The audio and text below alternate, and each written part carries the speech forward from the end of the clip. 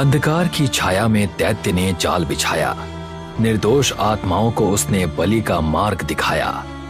पर विश्वास की लौ दिल में आयुषी ने जलाए रखी। हर भय के आगे उसने प्रभु की शक्ति जगाए रखी।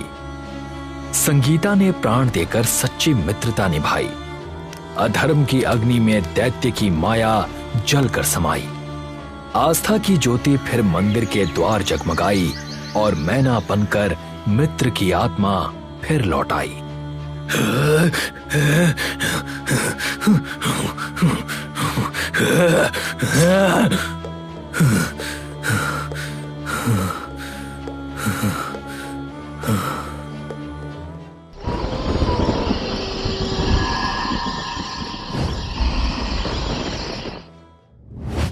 एक बड़ा सा हिंदू मंदिर है जहां लोग भगवान की पूजा करने आते हैं। पूरे मंदिर का वातावरण बहुत पवित्र और शांत महसूस होता है। हर तरफ भक्ति और श्रद्धा का माहौल है। लोग अपने साथ फलों की थालियां, फूलों की मालाएं और सुंदर फूल लेकर आए हैं। सभी भगवान के दर्शन करके बहुत खुश हैं। मंदिर के अंदर भगवान गणेश की मूर्ति के सामने लड्डुओं का भोग लगाया गया है। इसी बीच आयुषी आगे आती है। वो उस परिवार की छठी पीढ़ी है जो पीढ़ियों से इस मंदिर की सेवा करता आ रहा है। पहले ये जिम्मेदारी हमेशा उसके परिवार के पुरुष निभाते थे, लेकिन अब आयुषी अपने परिवार की पहली बेटी है जो इस पवित्र परंपरा को आगे बढ़ा रही है। आयुषी श्रद्धा से भगवान को प्रणाम करती है। फिर वो भक्तों का स्वागत करती है, भगवान की आरती करती है और जो लोग आगे आते हैं उन्हें प्रसाद बांटती है। इसी दौरान उसके पिता लक्ष्मी चंद भी वहां पहुंचते हैं। वो मुस्कुराते हुए अपना हाथ आगे बढ़ाते हैं ताकि आयुषी उन्हें भी प्रसाद दे सके। अरे पिताजी! आयुषी अपने पिता लक्ष्मी चंद के हाथ में प्रसाद रखती है। लक्ष्मी चंद श्रद्धा से उसे ग्रहण करते हैं। वहां खड़े होकर वो श्रद्धा से भगवान के सामने हाथ जोड़ लेते हैं। क्या हुआ पिताजी, आज जल्दी आ गए आप? हाँ बेटे, बस आज ज्यादा काम नहीं था तो सोचा कि आज जल्दी आ जाऊं। आपने तो बहुत अच्छा किया। मैं भी यही सोच रही थी कि आपको आज थोड़ा जल्दी बुला लूं। क्या हुआ बेटे, क्या आपको कुछ कहना था? हाँ पिताजी, मैं चाहती हूँ कि आज मैं संगीता के साथ प्रीतमपुर जाऊं। भला वो क्यों? अरे पिताजी, क्या आप भूल गए? मैंने आपको बताया था कि हम वहाँ लोगों को श्रीमद् भगवत गीता बांटने और कथा पाठन करने जा रहे हैं। अरे हाँ, ये बात तो मेरे दिमाग से ही निकल गई थी। तो क्या मैं जा सकती हूँ पिताजी? हाँ हाँ बिल्कुल, अच्छे से जाना। और सुनो। जी पिताजी। Best of luck. Thank you so much. Ayushi अपने पिता लक्ष्मी चंद की बात सुनकर सहमति में सिर हिलाती है और वहां से चली जाती है। लक्ष्मी चंद मंदिर में ही रुकते हैं और मंदिर के बाकी काम संभालते हैं। कुछ समय के बाद आयुषी बस स्टैंड पहुंचती है। उसने भगवा रंग का सूट पहना हुआ है और उसके कंधे पर जूट का एक बैग टंगा हुआ है। तभी वहां संगीता भी आ जाती है। वो साधारण कपड़ों में आयुषी के पास आती है।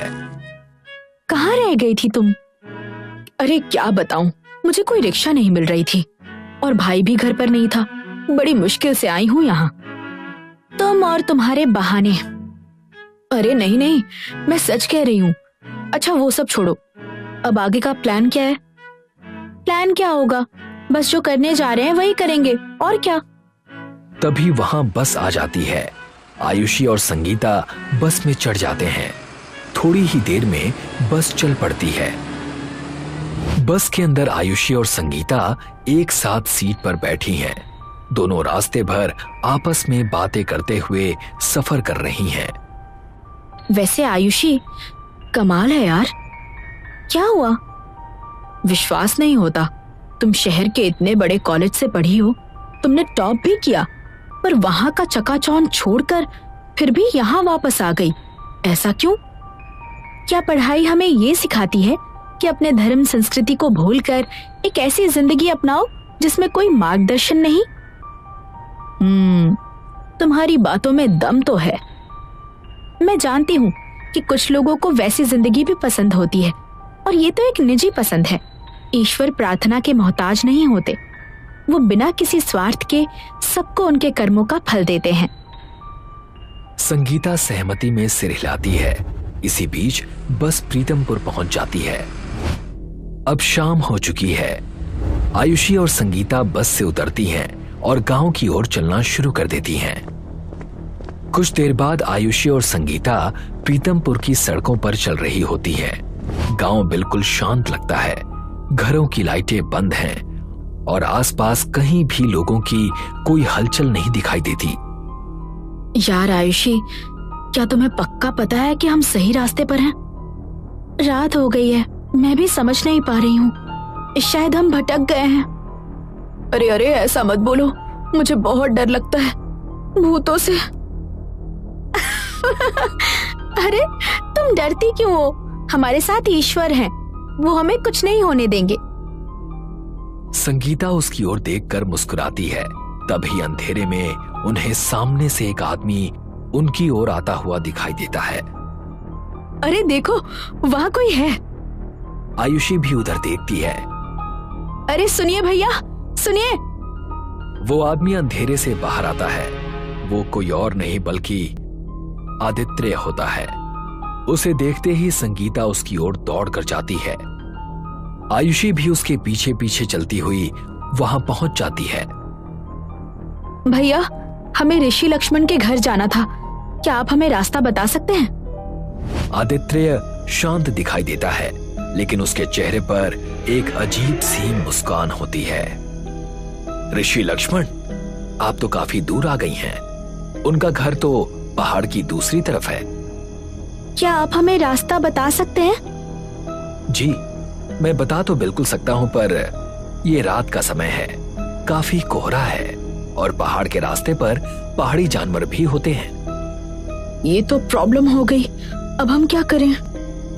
आप अगर चाहें तो मेरे घर भी रुक सकती हैं। आयुषी कुछ पल के लिए हिचकिचाती है। तभी संगीता बात करना शुरू करती है। हाँ, हम यही कर लेते हैं, क्या बोलती हो? आप फिक्र मत कीजिए, मेरे घर पर मेरी बहन भी है, आपको कोई दिक्कत नहीं होगी।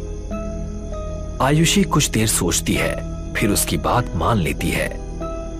ठीक है, पर हम सुबह रोशनी आते ही निकल जाएंगे। कोई बात नहीं, मैं आपको पहाड़ तक खुद छोड़ दूंगा। आयुषी और संगीता सहमति में सिर हिलाती हैं। इसके बाद तीनों चलकर आदित्य के घर की ओर बढ़ जाते हैं। आदित्य, आयुषी और संगीता घर के अंदर आते हैं। तीनों लिविंग रूम में बैठ जाते हैं और आपस में बातें करने लगते हैं। तो बताइए, आप क्या करती हैं? मैं अभी यूनिवर्सिटी से MBA कर रही हूँ और बहुत जल्द शहर शिफ्ट हो जाऊंगी। बहुत अच्छा। और आप? आयुषी हिचकिचाते हुए कुछ कहने की कोशिश करती है, लेकिन तभी संगीता उसकी बात बीच में ही काट देती है। ये मुंबई यूनिवर्सिटी की टॉपर है, पर अब अपने परिवार की परंपरा को आगे बढ़ा रही है। कैसी परंपरा? मेरा परिवार निवारी के गणेश मंदिर को कई पीढ़ी से संभाल रहा है। मैं भी उसी परंपरा को आगे बढ़ा रही हूँ। क्या सच? इतना अच्छा एजुकेशनल बैकग्राउंड होने के बावजूद भी ये सारी चीजें? एक्सक्यूज मी, पर इसमें बुराई क्या है? अच्छाई ही क्या है? इतनी पढ़ाई करने के बाद तो आपको किसी बड़े शहर में अच्छी सी जॉब मिल जाती, लेकिन आप तो यहाँ मंदिर के चक्कर में पड़ी हैं। माफ कीजिएगा, पर इन धर्म की चीजों ने इंसान का दिमाग खराब कर रखा है। क्या मतलब है तुम्हारा? सही तो कहा मैंने। क्या तुम्हारे धर्म में यही सिखाया जाता है कि सब कुछ छोड़कर बस भगवान की सेवा करते रहो? जिन भगवानों को तुम इतना पूजते हो, क्या वो इतने खुदगर्ज हैं? आयुषी को ये बात बिल्कुल अच्छी नहीं लगी और वो थोड़ी नाराज हो जाती है। तभी संगीता बीच में बोलती है और स्थिति को संभालने की कोशिश करती है।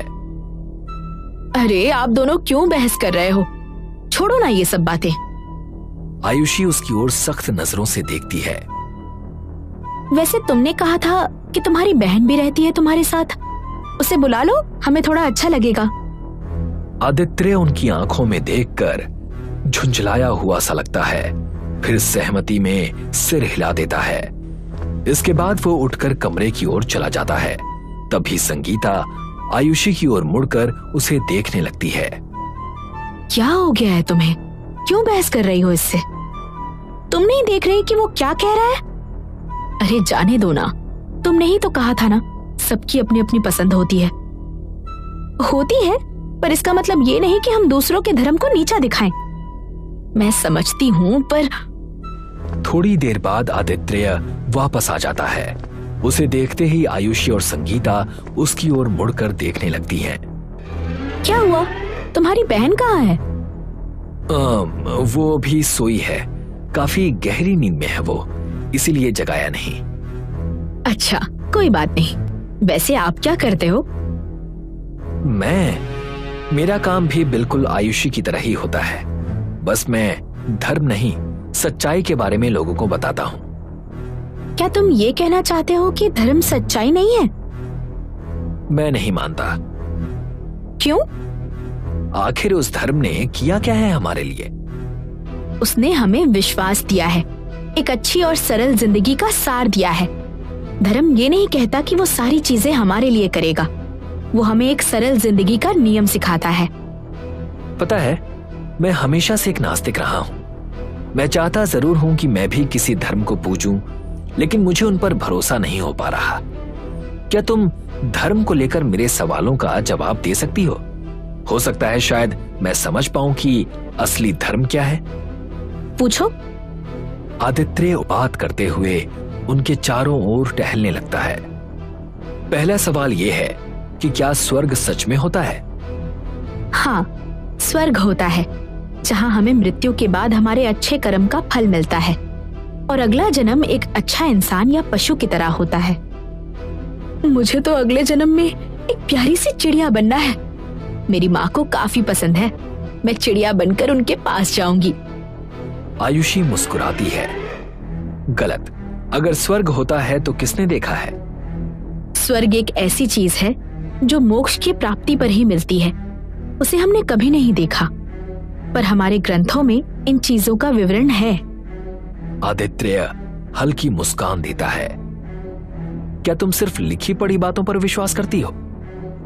अगर आपने कभी फिजिक्स पढ़ी होगी तो आपको ये पता होगा कि मल्टीवर्स थ्योरीज पर काफी स्टडीज हुई हैं और काफी नामी साइंटिस्ट ने इसका प्रोविजन दुनिया को दिया है। क्या सिर्फ इतना काफी है? मॉडर्न साइंस अभी भी काफी सवालों के जवाब नहीं जान पाया है। याद रखना, एक समय लोगों को लगता था कि दुनिया सीधी है, सूरज हमारे चारों तरफ घूमता है और प्लूटो जैसा कोई ग्रह नहीं होता। ये चीजें धीरे धीरे सामने आती हैं। माफ करना, पर हम बाकियों की तरह अंधविश्वास को नहीं, बल्कि साइंटिफिक स्टडीज और एविडेंस के आधार पर लोगों से बातें करते हैं। हमारा धर्म हमें सच्चाई का सामना करना सिखाता है, अंधविश्वास को बढ़ावा देना नहीं। आदित्य मुस्कुराता है और उनके सामने आकर बैठ जाता है। वो आयुषी की आंखों में देखने लगता है। क्या तुम इस चीज पर भरोसा करती हो कि तुम अपने ईश्वर से कुछ मांगो और वो तुम्हें वो चीज दे दे? ईश्वर हर वो चीज देते हैं जिसकी हमें जरूरत हो, ना कि वो चीजें जिसकी चाहत हमें हो।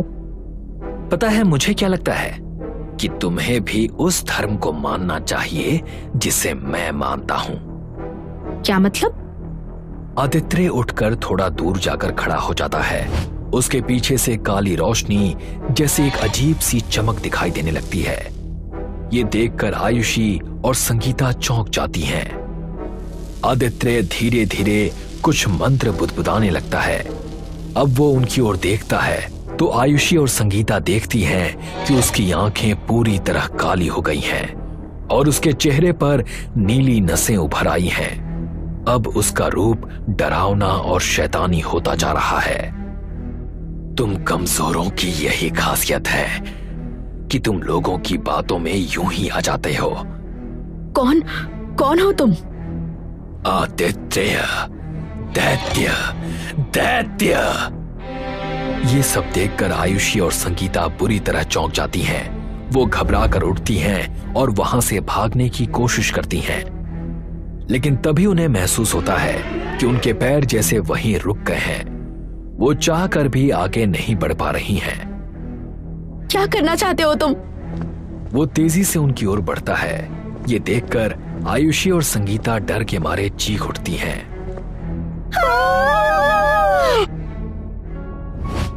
आदित्य शैतानी मूर्ति के सामने खड़ा होकर अपना सिर घुमाने लगता है। आसपास का माहौल बहुत अजीब और डरावना हो जाता है।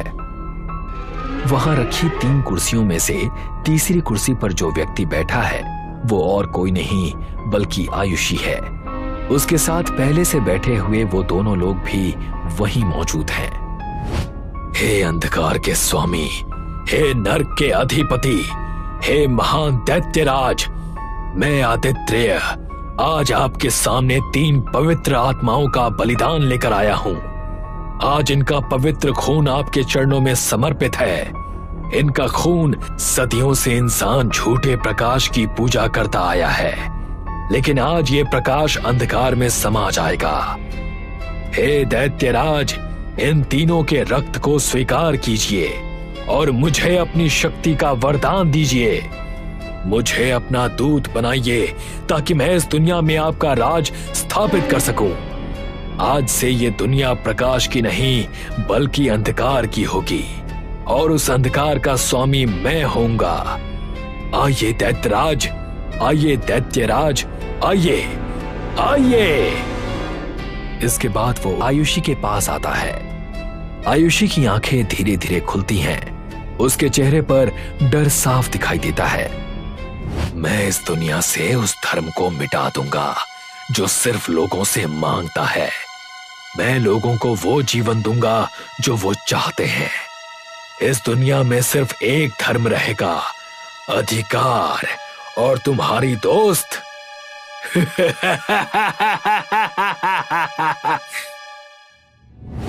संगीता जमीन पर पड़ी है। उसके सिर से खून बह रहा है और वो बिल्कुल शांत दिखाई देती है, जैसे उसका शरीर सुन्न पड़ा हो। आयुषी की आंखों में डर और आंसू भरे हुए हैं। वो रो रही है। फिर वो धीरे से अपनी आंखें बंद कर लेती है और भगवान के श्लोक जपने लगती है।